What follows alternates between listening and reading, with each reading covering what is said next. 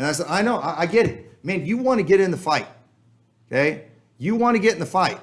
But you know what? When you're out there, and I don't know who the big fighters are today, if you're watching the UFC championship, you might be seeing that and you're like, you know what? I could beat up that guy. Okay, great. But some of you are so dumb, you think they should let you just go in the ring and fight in the championship. But no, before you get to do that, you know what? You're going to have to fight some other guys first, and you're going to have to prove yourself, and you have to work your way up. And you want to go out there, all right, people from Liberty Baptist Church, let me tell you something. If you want to go out and you want to go hammering other pastors that are out there, good pastors, even when they're wrong, you want to go toe-to-toe with these guys, you want to fight with these guys and want people to respect you and pay attention to what you have to say, you go prove yourself first. Go do something first. Go do 1/10 of what some of these guys have done before you go blasting them. Go actually pastor a church for 6 months before you put your 2 cents in and act like people ought to pay attention and to your fight you got going on. When you're going to go make a video exposing that guy, if you want to do it, nobody can stop you from doing it. But you know what? At least, why don't you, before you do that, if you want anybody to respect you, go accomplish something first. And nothing makes me more sick than to watch a guy who's unqualified to be a pastor, someone who's never done a thing. Some of these people haven't even been off drugs for 5 years, and they hear another pastor attack a pastor, and then what do? They jump on the bandwagon, and what do? They're attacking too. You stink. You stink, and you know what? I can't stop you from doing what you're doing, but I have no respect for what you have to say. And let me tell you, people like that's doing all this stuff, I got them marked.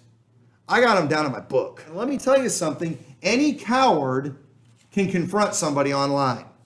Any coward can do that. Let me tell you, it was a lot different back in the day when you had to go face to face with that person and say, hey, here's a problem. And because you know what? You don't get to throw accusations when you're face to face with a guy. He could punch you in the nose. He can lay hands on you. He can fight back. But we got these mousy, little, skinny, queer little millennials that are out there today. They can say whatever they want to the toughest guy in the world because they're hiding in their mom's basement behind their keyboard under an anonymous account.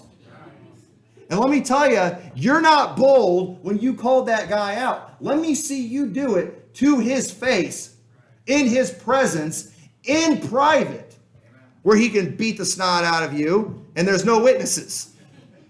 Let me see you do it then. And then I'll be impressed with you. But let me tell you something about these people that are always blasting everybody online and just rebuking them before all. First thing, they would never do it face to face. That's not how they deal with things. And let me tell you, you're not impressive. You're a coward. You stink. You'll have a pastor. You'll have somebody in a legitimate position who has a legitimate reason to maybe call somebody out and confront somebody and to deal with something publicly. But then you have the multitude of nut job peanut gallery idiots that then go and do the same thing. And then they go and they're just hammering these preachers. They're just hammering all these people and then demanding these preachers respond. And, hey, punk, you wouldn't have even known anything is wrong had the pastor not said something about it. Who are you? Why some of these people that come after me just demanding I give response. Who are you? I don't know you. Why should I listen to anything that you have to say? Are you in any position to be confronting someone? Were you involved in that situation? Did it have anything to do with you? This conflict that's out there, that your life stinks so bad that you've decided that you now have something to live for, and it's to bring justice to this situation in another state, in another place, with somebody you've never met in the person. Let me ask yourself, what business do you have confronting them? Who are you? What credentials do you have? What do you have to bring to the table? What do you have to offer? What solutions do you bring? And then who are you?